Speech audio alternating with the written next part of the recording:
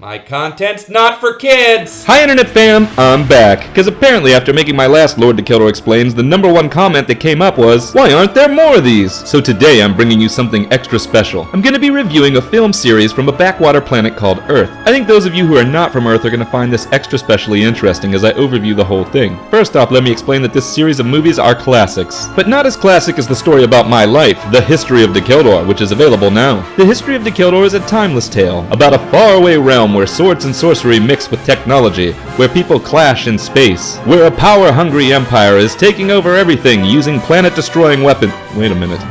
Is the history of Dacheldor inspired by Star Wars? No, wait, what I mean to say is the history of Dacheldor is a real story, so Star Wars is kind of like a mythological version of the history of Dacheldor. Yeah, that's right. So if you want the original classic, buy the book. Now, for those who don't know, Star Wars takes place over a series of 9 movies, which have to be watched in chronological order. After all, they're numbered, aren't they? So let's begin by going over the most beloved of all of the Star Wars movies. Episode 1, Dennis the Menace. Our story starts out the same way most stories do, with a trade embargo. As it is in most science fiction, the heroes are part of a federation, in this case a trade federation. Our heroes are basically placing sanctions on an authoritarian government called Naboo. Unfortunately for them, Naboo is aligned with the Galactic Republic, a group of know-nothing senators who want to run the entire galaxy. They send over a couple of quote-unquote negotiators, known peacekeepers armed with laser swords. Part of how these peacekeepers keep the peace is that they're part of a cult of space wizards who worship something called the Force. So, like any peacekeeper, they use Force to keep the peace. From my point of view, the Jedi are evil. Wait, we're getting ahead of ourselves. Obviously threatened by the fully armed space wizards who are visiting them, the Federation decides to gas those wizards. But those wizards have plot armor. That plot armor is the Force. The space wizards pull their laser swords, which are so powerful they can burn right through metal doors, and they start terrorizing the whole ship. The security force, made up of droids, runs in to stop them, but they just start hacking and slashing these droids apart. It's important that I note here that in this galaxy it's been established that these droids are sentient beings. They think, they feel, they make decisions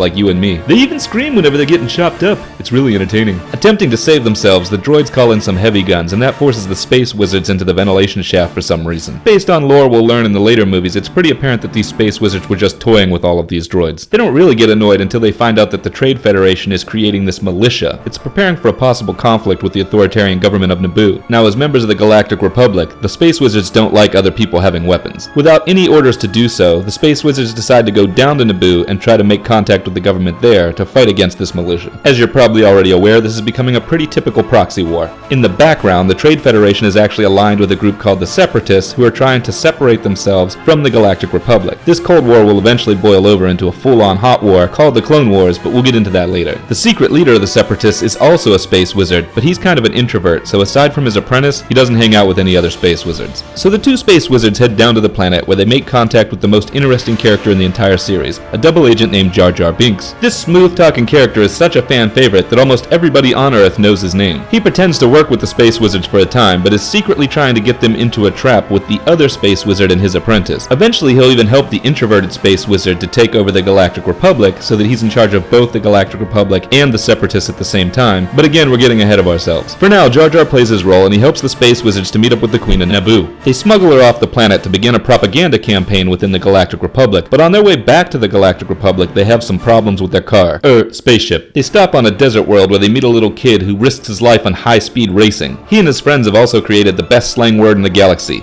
wizard. In fact, this movie was so popular that people on Earth use the word wizard all the time. Here, I'll use it in a sentence. These movies are wizard. These videos are the most wizard thing I've ever seen. Trust me, use this slang and any human will love you. Anyway, the space wizards risked the little kid's life on a gamble to get their ship fixed. They also cheated a game of dice so that they can purchase the child and bring him back to their cult to raise him to be a space wizard. Once they get their ship fixed, they get ambushed by the apprentice of the introverted space wizard. Nothing is accomplished by this fight except it reveals that their enemy exists and is out there. Real rookie move, apprentice. So the space wizards bring the queen back and they also bring the boy over to their cult to see if they can train him to be a space wizard, but their leader, who's a gremlin, is like, I seen the other movies, fam. He can't be a space wizard. In response to that, one of the two other space wizards is like, I'm gonna train him anyway. And the gremlin's like, alright then. When the propaganda tour ends, they figure out that they can't legally get the support they need, so they sneak back over to Naboo and start a big war. Jar Jar is the obvious hero of this war, but there is a cool fight between the two space wizards and the apprentice. The older space wizard gets killed, leaving the younger one to have to train the child they bought. Also, the Federation is defeated, so everyone throws a big celebration/funeral. That's my favorite type of combo celebration. Which takes us to Episode 2, Attack of the Groans. The young space wizard from Episode 1 is now an old space wizard, and the child that he's been teaching is now a young space wizard. So we're back to having one old space wizard and one young space wizard. All the space wizards on both sides basically follow a rule of 2. The young space wizard falls in love with the queen that was from Episode 1, but she's no longer a queen, now she's a senator. Wait, is that an upgrade in this galaxy? The young space wizard creeps on her pretty hard. He even uses his pool as a space wizard to go with her on some of her vacations. They have an overly forced romance and eventually get secret married. And somewhere in the middle of all that, the young space wizard goes back to where he was a slave before and kills a bunch of people.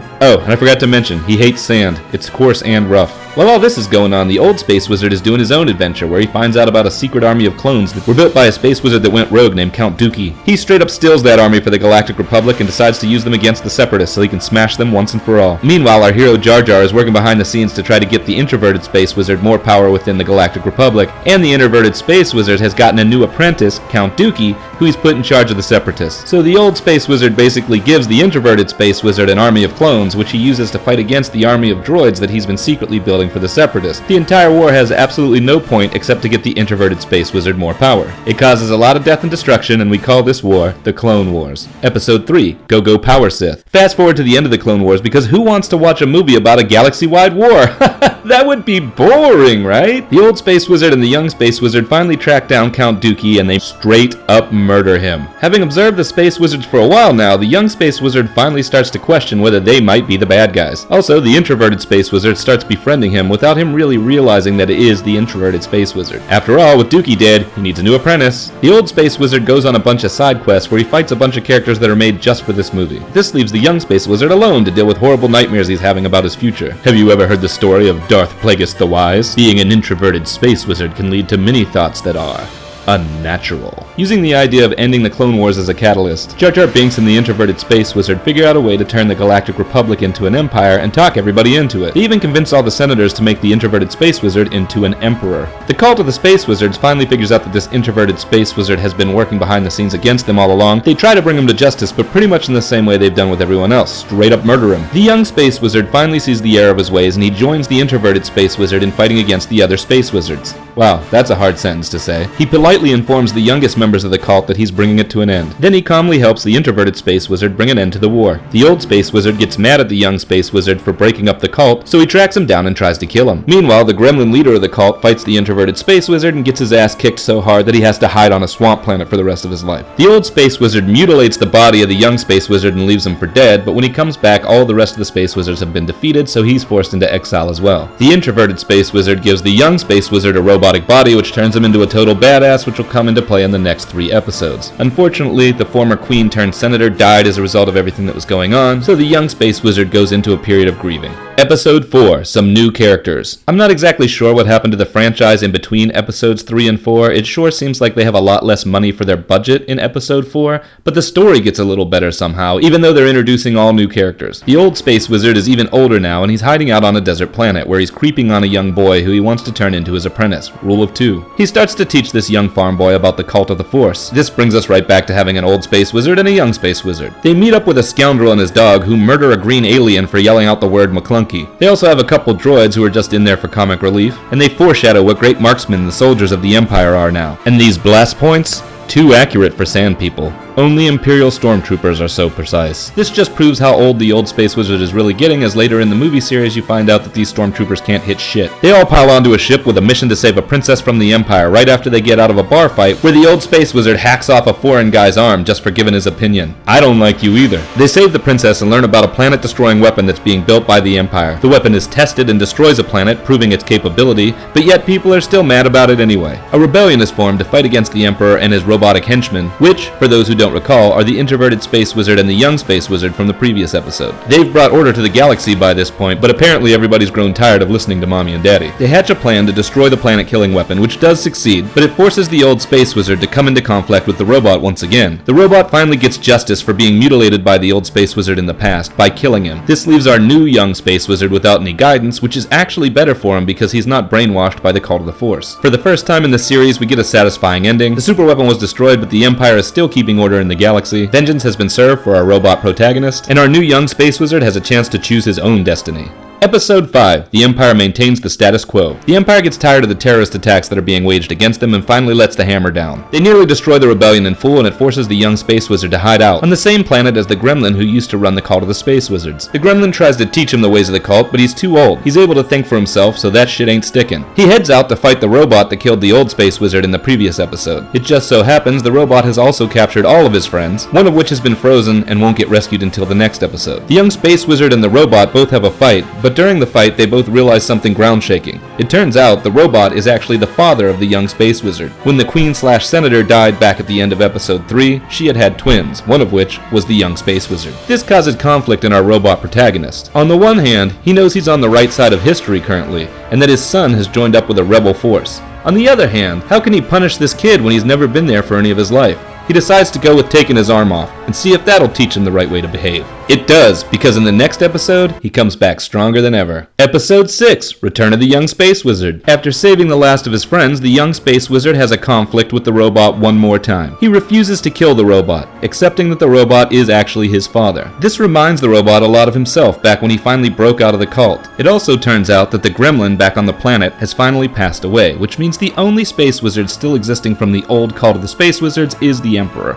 In another twist, it's revealed that the princess is the sister of the young space wizard, meaning that she is the daughter of the robot as well. He realizes both of these children have never been brainwashed by the cult of the Force, and the only one that still exists brainwashed is the Emperor. So he turns around, picks the Emperor up, and chucks him down an elevator shaft. But not without taking a lot of electrical damage himself. This electrical damage slowly kills him, and he has the final realization at the end that there was in fact one more space wizard who was brainwashed by the cult, himself. With his death, the cult is completely ended, and there's no longer the scourge of the space wizards upon this galaxy anymore. A tragic yet satisfying end. Episode 7, The Franchise Awakens. The conclusion of the last episode must have really rocketed this franchise upward because the graphics in this one are crazy good compared to the last one. It takes place 30 years after the last episode, and this one centers around a new hero, the grandson of the robot from the previous episode. He recognizes that though his grandfather was able to get rid of the cult of the Force, there's still a lot of work to be done, fam. A new galactic republic is uprising, there's chaos across multiple planets, the only answer is to reinstate the Empire. So he hooks up with a tall space wizard and builds an army so he can bring peace to the galaxy. He's also on the lookout for his uncle, the young space wizard from the previous episode, who's now an old space wizard. On a mission looking for his uncle, one of his soldiers turns traitor on him. This traitor breaks a drug smuggler out of jail, steals a ship, and sides with the rebellion, kickstarting the conflict all over again. He also meets up with a young space wizard who's just learning about her powers and needs to find an old space wizard to teach her. Once again, we're going to end up with an old space wizard and a young space wizard. The young space wizard and the traitor meet up with an old smuggler and his dog. After facing off against a Lovecraftian Cthulhu monster, they hook up with the rebellion and get things started. Our hero tries to woo the young space wizard, but she ain't having none of that. So he moves his focus to completing what his grandfather started, a giant planet-destroying weapon. He uses this to destroy the new budding galactic republic, saving the galaxy, but the rebels destroy the weapon in the end. In the process, our hero is forced to make the most difficult decision of his life when he finds out that his father is part of the rebellion. At first, he's not sure if he has the strength to do what it takes, but don't worry, he makes the right decision in the end.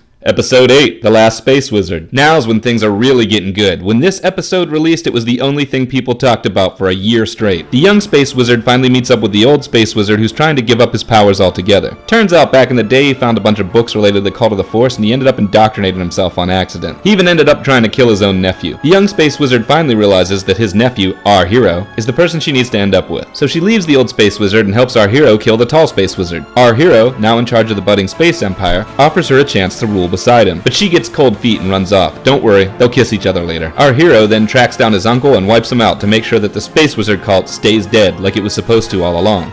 Episode 9, Rise of Space Wizard. The Emperor is back alive and he announces his return over a space podcast. Our hero fights across multiple planets until he makes his way to the Emperor and finds out a horrifying secret. The young space wizard is actually the Emperor's granddaughter. Armed with this information, he's finally able to win over the heart of the young space wizard. He talks her into killing her grandfather to end the space wizard cult once and for all yet again. She does this but nearly dies and our hero is forced to sacrifice himself in order to save her. In the end, she takes on the name of his family line because she loves him so much. Roll credits. There you have it, fam. 100% everything that happens in Star Wars, none of it is incorrect. Follow that and you'll be able to talk to anyone who's into Star Wars and they'll know that you're in the know. Now I know what you're thinking. Is he going to review the spin-offs? And as good as Caravan of Courage and Ewok Adventure and Ewoks The Battle for Endor might be, I just don't have time to review them today, fam. What's that? Rogue what? Solo. Maybe we'll come back to all this in another video. For now, just take my recommendation. If you want to know more about the cultures of this world, just watch the holiday special. That's it for now, and until next time, stay cringy, bitches. Thanks for watching.